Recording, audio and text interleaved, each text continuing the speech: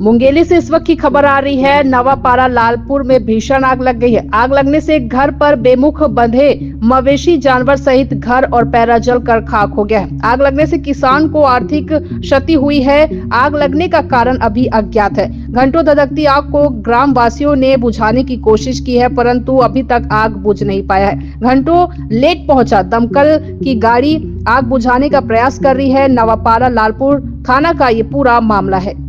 मुंगेली से इस वक्त की खबर आ रही है। नवापारा लालपुर में भीषण आग लग गई है। आग लगने से एक घर पर बेमुख बंधे मवेशी जानवर सहित घर और पैरा जल कर खाक हो गया है। आग लगने से किसान को आर्थिक क्षति हुई है। आग लगने का कारण अभी अज्ञात है। घंटों धधकती आग को ग्राम वासियों ने बुझाने की कोशिश की है, परंतु अभी तक आग बुझ नहीं पाया है। घंटों लेट पहुंचा दमकल की गाड़ी आग बुझाने का प्रयास कर रही है। नवापारा लालपुर थाना का ये पूरा मामला है।